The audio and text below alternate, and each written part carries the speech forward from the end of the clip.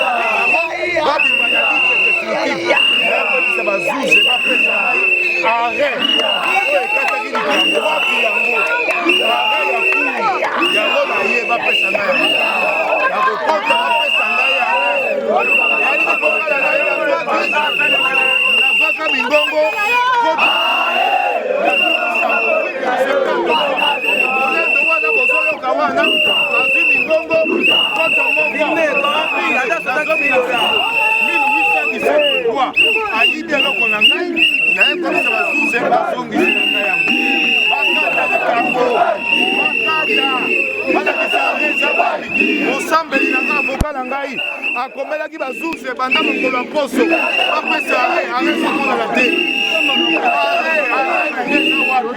okur akobaka nango yango naye bapesa ngai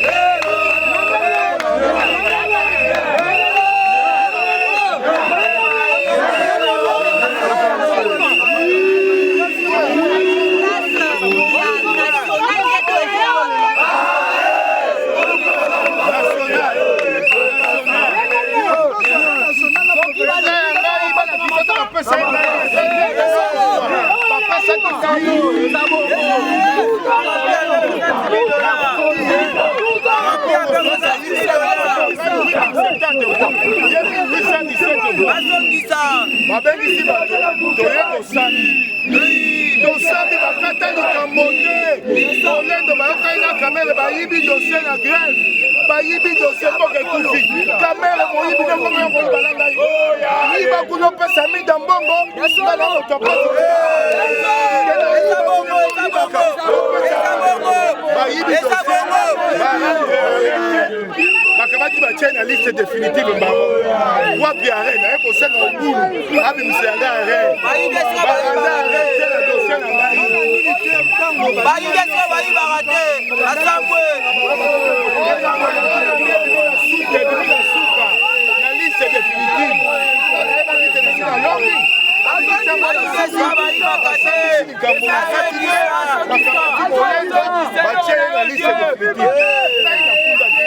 liboso botia to ye to ngai na liste définitive okokata likambo osambeli na ngai avoka na ngai akomela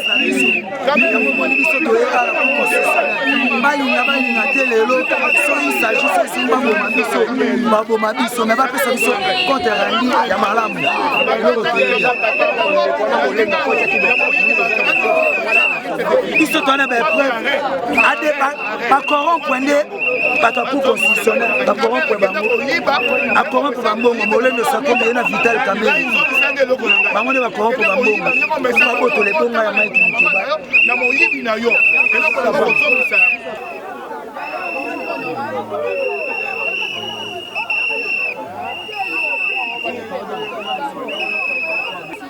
Ouais, aux législatives nationales, j'ai obtenu 8070 voix, mais il s'est fait qu'un Margoulin qui s'appelle Molin de Sakombi a dérobé mon siège. Il n'avait que 8017 voix. Je suis allé en contestation, j'ai introduit une requête. L'affaire a été appelée, il y a eu plaidoirie, mes avocats ont plaidé, les avocats du Margoulin ont plaidé, et depuis, plus rien, silence total. Silence total. Nous avons attendu que l'arrêt soit rendu. Silence total. Et qu'est-ce qui se passe? On est surpris. Jeudi de la semaine dernière, liste définitive, Molendo est repris sur la liste. Mais l'arrêt a été rendu quand? L'arrêt a été rendu quand? Mon avocat a écrit depuis samedi. À ce jour, je n'ai pas encore reçu de réponse de la Cour constitutionnelle. Sur l'arrêt, l'arrêt est passé où? Renseignement pris, Molendo comme à ses habitudes, c'est un mafieux habitué dans ces pratiques-là. Il est dans la mafia foncière et immobilière dans cette ville. Tous les milieux informés les savent. Qu'est-ce qu'il a fait? Il s'est organisé avec l'appui de Vitel Kamere, ils ont dérobé le dossier. Donc le dossier n'a pas été vu. Et je suis venu ici pour que la Cour me sorte l'arrêt, qu'on rende l'arrêt. Comment vous l'alignez sur la liste définitive alors que dans le contentieux, à propos du contentieux, l'arrêt n'a pas été rendu?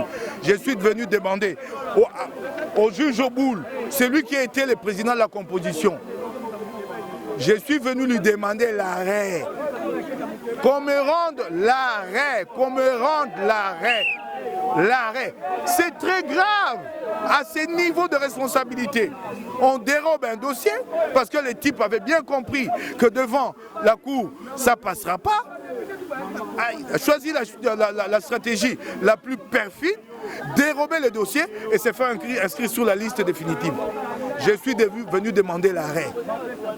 Et j'ai toutes les preuves. La lettre, elle est où? La lettre de mon avocat est là. La lettre de mon avocat. J'ai toutes les preuves. La lettre de mon avocat. Où est la lettre de mon avocat? Il est où, Merlin? Où est Merlin? La lettre est là. Voilà la lettre de mon avocat. Depuis samedi, mon avocat demande l'arrêt. Vous voyez, l'avocat l'a dit, hein? L'affaire a été plaidée, c'est dit ici. L'affaire a été plaidée. Où est l'arrêt? Jean Ouboulou, où est l'arrêt?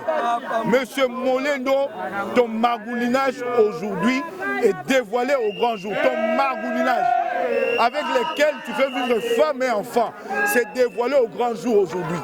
Dévoilé au grand jour, ton margoulinage là, c'est dévoilé au grand jour. Bonjour papa. Papa biso awa toye awa pona arena biso. Bazong si la biso arena biso. Bazong si biso requête na biso babung si requête ya Mukebai. Tokote ki requête modernité. Yango toye a bo biso arena biso. Mukebai ba voter ye azana 8070 voix. Bolongo li muta 8070 voix bocha muta 1600 voix mukule Molendo. Bon validé na 22h na 3h du matin bolongo li comme Mukebai. Na tongo bosong si ya Molendo. Et bout corrompu na 60 000 pas Molendo. Bazong sa biso arena biso. Et loko to sengi yango wana requête na biso bungaki bazongisa yango. Et monani awate. Et bout corrompu par Molendo 60 000. Mais na za okamwa yo papa ya boy. Oyek bela ndako tali mwasi na ona bana. Ozaki déjà corrompu. Mais en tout cas, cour na biso oyo eza sous judiciaire te comme politique. En tout cas, merci. Toza sur to rezoya yango po eza ya biso to yibite. Ba électeur na ye ba voter ki ye ba pesi 70 voix. Molène Oye va voter avec 1600. Toyebi que Tokozwa parce que Tozala ma preuve na biso. On a de PV, Tozala biloko na biso nyonso. Toyebi que Tokozwa va voir na biso. Merci beaucoup. Bonjour papa. Tu as déclaré droit à papa na biso Mukebai parce que biso bana lingua to vota qui est papa. To vota qui est 100%. Molobeli na biso ya lingua la papa. Akende ko to bakale, akende ko to bakale aussi balingi nini papa na biso. Balingi nini aussi, hein? Papa Mukebai za makukite ya futelaka asungaka biso na lingua la. Ata nini akobeta kokoko akosunga ngai asunga ngai. Ezala kisa sunga ngai. Siko côté national bokangi, provincial bokangi bo pese expansion. Oji c'est nini papa? Hein? Toza maloba koloba mingi te, yango to yeko déclarer bazoni sa papa na biso. Bazoni sa e. Côté bakale, siko asa mfutele, afunda ndawo nini? Ata responsable, moi sina bana. Oji c'est nini? Bitumba nini yango esila kate. Hein? Na banda ko nda Mukebai depuis bo mwana na ngai. E bolobeli la biso ya lingwa la. Bazoni sa e. Nazala mingi ngloba te papa. Merci beaucoup.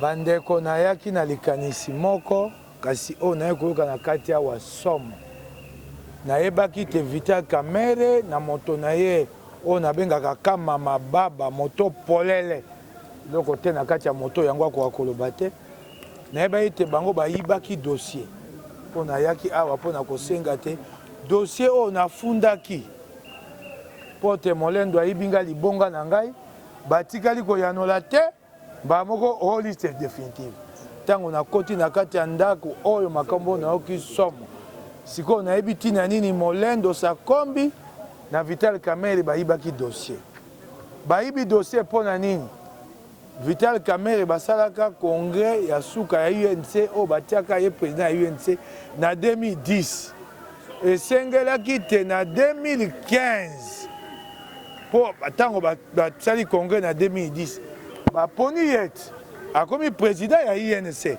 eya mpo na mibu mitano esengaki te na 2015 basala congrès mosusu mpo bapona ye lisusu na mobu mitano sikoyo basala congrès wana te elingi oloba te bato nyonso Vital Kamerhe afundaki na nzela ya maponomi babwakaki kofunda na ye mpo aza na oyo babengi défaut de qualité ezali na mokanda moko te te eyolakisa te Vital ali président ya INC banda 2015 te lelo bapona ye lisusu te ali be président ya INC avandi kovanda kasi na nzela ya bazuze aza na mokanda ya kolakisa bango te baye kosala maponomi ya mibale te na 2015 lokola bayebaki te Kamerhe akwei na likambo wana na makambo ya mingongo na ngai oyo nazwi koto mwambe na tuku sambo ye molendo mingongo koto moko na kama mwambe na zomi na sambo na lokota li français ngai 8070 voix ye 1817 voix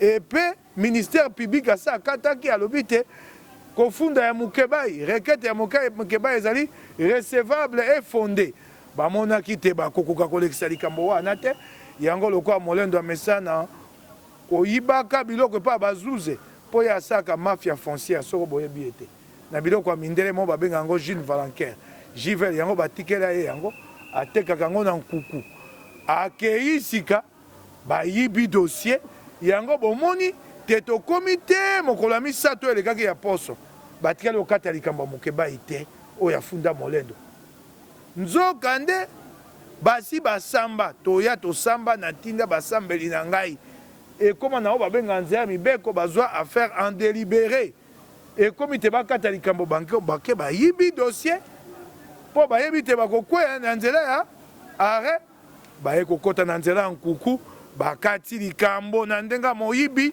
batiembe bamoko komba Molendo na liste définitive yo okomi na liste définitive boni ngai nafundaki yo wapi are yango omoni bato nyonso toyeya tokomi bobimisa are likambo esengai te bokata botikali okata yango te momemi ye na liste définitive boni bakonzi oyo namoni awa basololi na ngai malamu babi bakoyebisa mokonzi ya cour constitutionnel Benoît Luamba ayali awa te abimi ana kati ya ndako na ye awa te mba mosusu na pokwa to lobi nakoyebisa bino nakozonga mpona ya kokutana na ye mpona yebisa ye yango nga moko na miso totala na yebisa ye yango bakamwe likambo wana babi boni bato bakoki koyiba dossier ngabi moto wana matata mba liboso ayiba yango te oyo aye koyiba na makambo maponami na makambo mapango ayibaka yango mikolo nyonso mpe okomona ye tata monene te alati kazaka na kekele akolesa mwasi na bana na mbongo ya mafia wana asaka kuna makambo mapango ya bato ekoki te sikoyo aye nango na makambo maponami ebongo nsima okoyoka babi te biso tokosala te mpo tokonza mboka tobongola Kongo bokosunga Félix ndenge nini bokosunga ye ndenge nini boye na moyibi na bino moyibi na yo tata oyo toyebi te yo makambo mbongo elekela yo mpo mama na ndako so misolo eya te mama akokima oyo boyiba banda kala ekoki te bongo boya koyiba esuna eloko na ngai oyo bana lukunga bapesi ngai eloko na ngai ya pasi sikoyo bokende opesa ngai su mama amida oyo bopesaki mikolo nyonso ekoki te boye bozwa na manda na ngai bopesa ye wolo bopesi ye pauni bopesi ye nyonso bopesi ye na manda na ngai Molendo boye bozwa bopesa mama amida na likambo nini oyo bozwi oyo bokoki te bosweba mituka bokola bandako malili ekoki bino te moyibi na miso makasi batata mibale ntango bokotala na yo na kamere bokoyoka na soni te ntango bokotala na bino mibale président ya lingomba ya parti politique na interfédéral na ye esima so ovandi nous allons changer le Congo bokotala na bino mibale boyibi eloko ya moto quand vous regardez vous prenez au sérieux bino mibale ntango bovandaka bokotala na président ayebi te nakoyibela interfédéral nanga interfédéral ayebi te président azoyibela nga eloko eyali mawa nakozonga awa ntango nakozonga nakobenga bino nakoyebisa bino mpongo boya nakutana na président Benoît Lamba bakata likambo eya likambo akoswanela te eyali mpo toya na mboka nko basi bakangi yo moyibi tika bakangi yo moyibi oyibi na mingongo 8070 oza na 1817 voix eloko na boso koyebisa bino na lokasa na molongo ya INC na liste na bango ya lukunga Molendo moto abima liboso te moto abima liboso kombo na ye Yves Nswal azalaki na 2261 voix kasi lokola ye kamera alingi ye mingi nayebi te soko ya bolingo nini moto mobimba ta mayela kosala mosala apesa ya koka liste na bango ezalaki na mingongo koto libwa 9000 voix oyo ya biso ya AAD ezalaki na 14000 voix bakamati bakritisi Yves Nswal batie liboso mpe bayibeli ye okomona akotambola alati kazaka bakobenga ye la noblesse bayembake bongo boyebi yango te la noblesse dans les sangs makila wana eza la noblesse makila oyo koyiba biloko ya moto yoka bakoyemba ye soki asala kokwa mbongo na bandako ya bato akwaka kuna aye apesi lokola mpe balanga nzembo na biso so opesi ye mwa koto moko ya dollar akomi obenga yo oyoka babenga bango babenga bango banani yoka nzete ya dollar mpo kaka moto apesi 10 000 dollar bivore yoka bakobenga la noblesse dans ça la noblesse dans ça nakoyibaka manda ya bato nakoyiba mwasi boyebi te to baninga na ye boyebaka yango mwasi no ayebi ngai te yo Molendo yo ntango mwasi azoka toyibi eloko nanga mwana Antoni azoyiba koyibi eloko ya papa Mukebai oyoka soni te mwana na yo Antoni ntango akoyoka toyibi eloko ya tata na ye Mukebai akoya na ndako bokolia ne moteke okoyoka mwasi oso ete libotano bayebinga mama no ayebinga te nga na sai mosala tata na nasungi mingi na bongo na ngai ebongo lukele kwa koyiba te okoyeba be mponga pa moninga na ngai eyali mawa tokozonga awa nakoyebisa bino ebongo toya kokutana na bakonzi nayaki na kanda na si naza na vunga kuna na kati ya mutuka na ngai vunga na ngai nakotya yango wana te kanda ekiti te babi na ngai nazela nakutana na président Benoît Lwamba nazali na confiance bango mobimba te makambo basali papa yo kozala na confiance bato bamakambo asebo moto oyo asali makambo wana eza zuzi moko wana te Jean Obulu yo komo ete batie komone kuna yo kozala na confiance bato asali makambo bakopesa biso confiance nde soko balongoli mabe oyo basali bazongisi malamu nga nakopesa bango confiance eboni ye Jean Obulu ye moto alaki mokonzi oyo babengi na nzela mibeko ya composition amitunaki te requête 141 RCE ekei wapi amitunaki te teyebungwa kaka boye amitunaki te yo banzi ayebi likambo oyo te nakozala confiance na bango te bango nde bakopesa ngai confiance na mosala oyo bakosala basali makambo mabe mingi banyokoyi bakongomani mingi nauti ozala na moninga na ngai moko awa ya lingomba na ngai mosema ye mpe bakati ye na encore oki ngai basali biso mabe mingi ata na mobu koto mibale na motoba 2006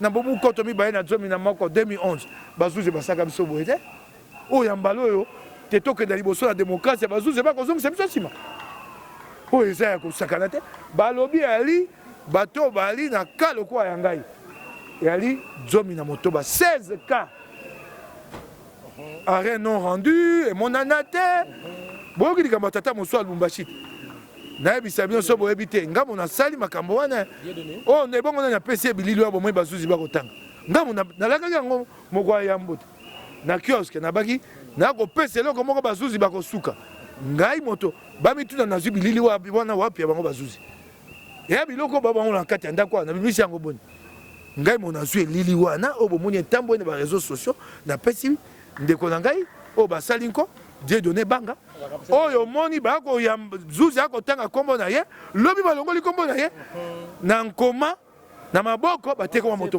ngai mo napesi ye elili wana boko mona oyo bomoni zuzi akotanga kombo na ye zuzi ya bato wana aza likambo te mbuta mutu funga ye atangaki bomoni te motema malamu atangi ntango yasi oyo otanga bango bazwi balongoli okomona likambo bongo mpo bayebaki te bato wana elili wana te sikoyo na due yango napesi yango ndeko na ngai omoni ndenge etamboli ndenge soni esami ebongo boye nakopesa bazuzi elikya na ngai te bango nde bapesa ngai elikya soko basali makambo na sembo nabanza na lingala na suki wana